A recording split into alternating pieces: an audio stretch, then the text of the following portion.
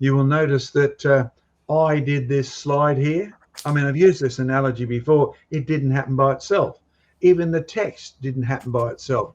I am the creator of that word ape man on this screen anyway. I didn't invent the word, but the word didn't invent itself. And the word did not type itself onto this picture. This is a created design, and I am the creator, which is how I know who did it. But you live in a world in which people are told, well, here is the evidence. We come from ape men. Lucy, Australopithecus, still in the textbooks, despite the fact that it's so out of date, it's not funny.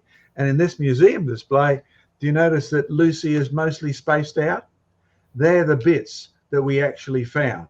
And I still remember seeing the program where Dr. Johansson introduced his discovery on TV. And at that stage, it was a filled-in skull. And it was hilarious when the interviewer found the bits we had were hardly worth even knowing about. But nevertheless, there is Lucy, named after the Beatles song they were playing in the mind of the discoverer, Lucy in the Sky with Diamonds, LSD, and what people have done with it is a good illustration of that. But is Lucy an ape or a human being? Let's have a look.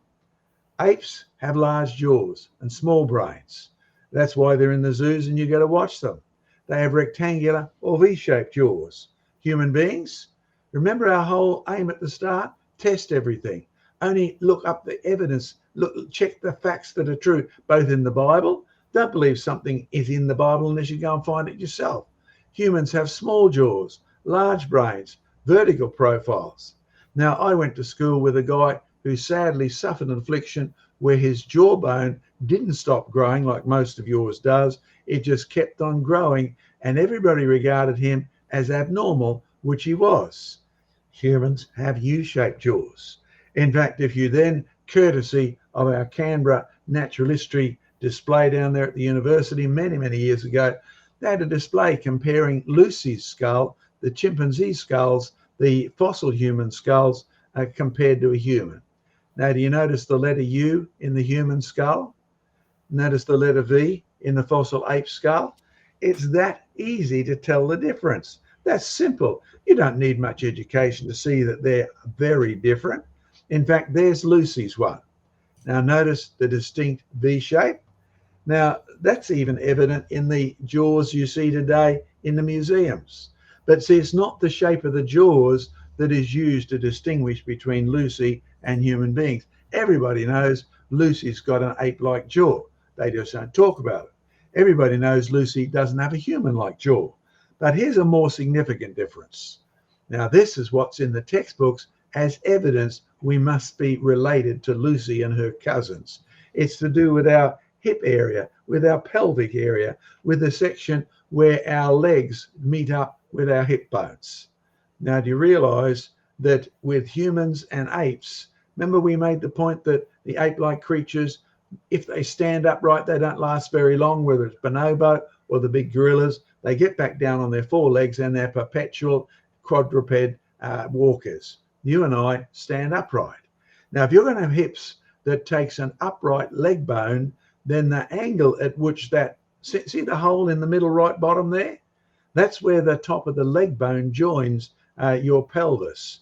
You will find that you have to have a different angle if you stand upright than if you are going to be a quadruped. When I watched this program on Nova back in 1994, ages ago, Dr. Donald Johansson said Lucy's hip was like a chimp's hip. Now, the interesting thing is, as I watched this program, and I deliberately went, made a copy and filed it because I'd never seen this in print before. Question, if you found a creature and the jaw was like a chimpanzee, and now you admit that the hip is like a chimpanzee, you remember the old statement, if it quacks like a duck, if it waddles like a duck, then it is a duck. You find a chimpanzee jaw and a chimpanzee hip, what have you found? Well, you see, the interesting thing on that program, and I've still got a copy, and you can access a copy on Nova, I'm sure, today somewhere, he brought on Dr. Lovejoy, who still explains the problem.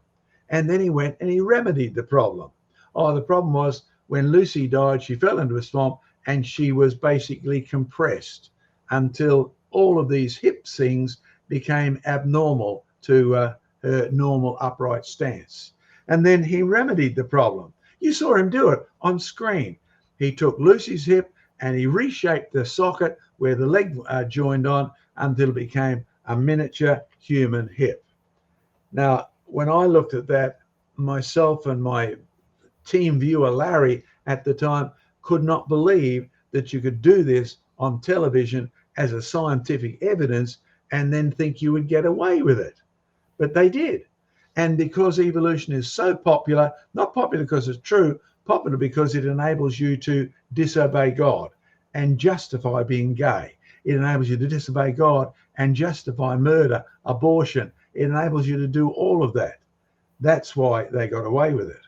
But sadly, that reconstructed, it's actually a creation. They recreated the hip. They changed the evidence. And that's what you can buy from the Carnegie collection. I bought that from a big museum in the USA. Wow. Lucy standing upright, looking like Mother Mary holding baby Jesus, done deliberately. It's so emotive. But that's what teachers see and use. And when they hear me coming in, or Diane, or Sam, or Joseph, then they say, you people don't even know what the evidence is. Yes, we know what the evidence is. You only know what the evidence has been changed into. You know the lie, and they think they know the truth. And the Bible is full of statements about when men believe a lie, what a sad consequence it actually is. Okay, what do? Well, I love taking those into classrooms. See my chimpanzee skull on the left there? See Lucy on the right? Yep, that's the full reconstruction. The kids are amazed when they discover how little we actually found of Lucy. But I actually put them on the front desk, hold them up and say, what's this one on the left? And they remember from the start of the lesson when we talk all about chimpanzees, that's a chimpanzee. Now, so far, I have not had one school, one classroom, one teacher. I mean, let's be honest, most of them have never seen a full cast in hand that they can actually touch. And their first reaction is, if the one on the left is a chimpanzee, the one on the right is a bigger chimpanzee. And I'm pretty sure that what we find is that chimpanzees have basically gone downhill. They don't have as big a brains as they used to. They're not as tall as they used to. And the kids need to know the world's real history is going from good to bad to worse. From creation of man as well as monkeys, from the creation of man in God's image, and then that sad comment in Genesis chapter 5 that Adam had children made in his image. But at that stage, he was a sinner.